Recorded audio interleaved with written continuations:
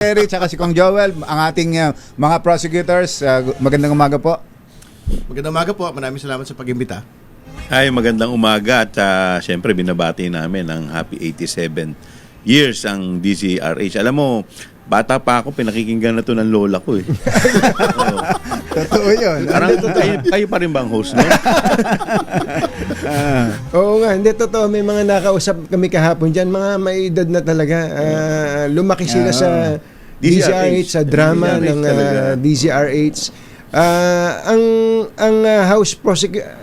Ang House prosecution team ay parang nasa background kayo sa impeachment trial eh. Darating po ba yung pagkakataon na kayo yung mag-direct examine sa mga testigo, sir?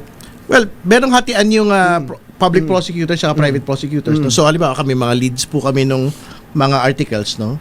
So, kami may magpapresenta nung opening statements no? Okay. Para sa mga articles. Pwede rin naman ho na yung pong public prosecutors mag-present po ng mga ebidensya kasi hatian ho kami talaga ng trabaho ng pong mga private prosecutors po namin.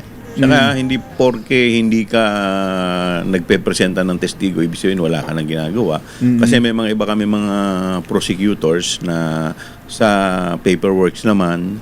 So may delegation kami ng trabaho. Yes. Kasi hindi naman yan puro presentation eh. Ang pinakamabigat dyan yung preparation. Actually, kaya ako po tinanong yun, ewan ko na may mga ganun ngang obserbasyon. Bakit nandoon lang, parang nakadisplay lang daw yung, parang may gallery doon na nandoon lahat ng mga prosecutors at ang sumikat ngayon si attorney, ano pangalan? Ligutan. Attorney Ligutan. Sabi, nasa na yung lead? Si hinahanap si Congresswoman Luistro. Ginahanap yung si Congresswoman Laila de Lima. Go ahead po. May mga pagkakataon din na sasalang din kami. Kaya abangan na lang. Abangan na Bagay, isang article pa lang naman. Pero ito, ikuha na natin yan, linawin nga natin dahil yung pinakakaabangan na si attorney Zuleika Lopez, biglang hindi na itinuloy ng prosecution. Well, yes, kasi sa totoo lang, syempre pag magpe-presenta ka no sa kaso, ilalagay mo na lahat diyan yung mga possible witnesses mo. Pero kung na-achieve na naman na yung purpose, like for example, after presenting yung dalawang testigo, na-achieve na namin yung purpose at saka para na rin na tumugon sa panawagan ng ating senador na sipin mo nakakalimang trial dates na dadalawa pa lang daw yung kailan pa daw sila kailan pa raw matatapos. Siyempre, naiintindihan din naman namin, no? So, we have to shorten yung proceedings dahil, kumbaga, yung sasabihin naman nila, magko-corroborate lang eh.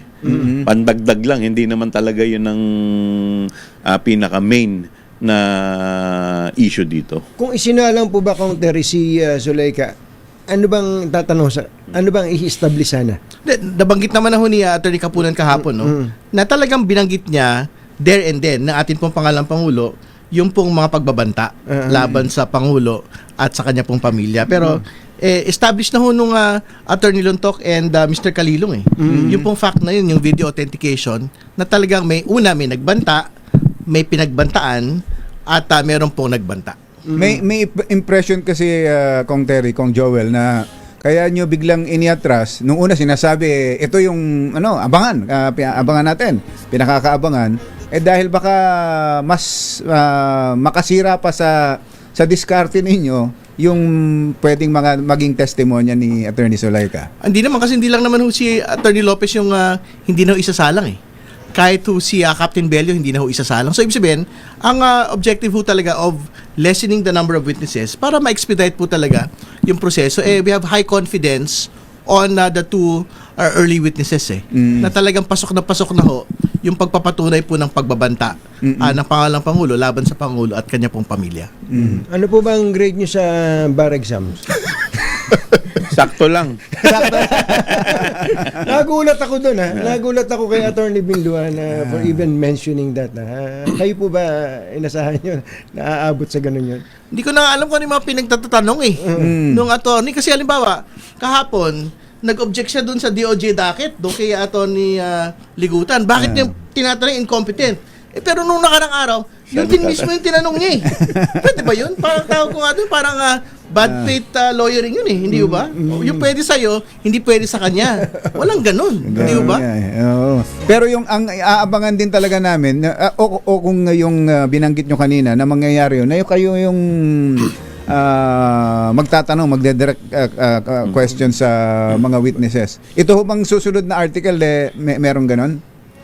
Meron din. Aha. Meron. Yung susunod Ibig na sabihin, article sa akin na po Congressman, yun. mismo prosecutors mismo ang haharap.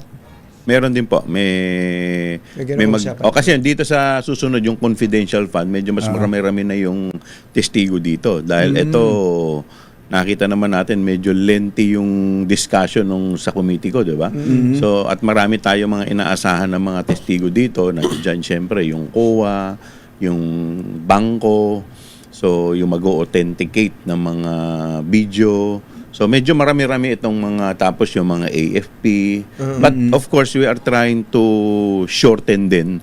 So tinitingnan din namin kung sino yung mga pwedeng ibawas dahil yung iba naman kasi talaga magko-corroborate lang. Although sinubmit namin sa aming pre-trial brief yung mga pangalan nila, pero syempre ngayon kung sa tingin naman namin magiging redundant lang yung statement, so siguro mas maganda ibawas na dahil syempre ayaw naman natin ng protracted trial, ayaw naman natin ng masyadong mahabang trial. So sa trial mamaya, sino Kong Terry ang sasalang? Antayin natin mamaya. Pero yung pong pag-usapan nyo kasi mamaya yung AMLAC tsaka Yung box, BIR yung box. documents subpoena. Kung dapat bang mag-issue ng subpoena po yung Senado para sa mga dokumento po na ito. Ayo, kailangan ka pa lang nandito ka pa rin mamaya. Wala na. Go cover pa ba natin yun? Dapat mag-close door nila kayo doon. Kasi nire-require kami mag-cover uli sa hapon kapag ka nandyan yung trial. Anyway, Kong Joel, Kong Terry, salamat po sa inyo. Salamat po. Dahil nakabati na kayo, pwede na kayo mag-almusal.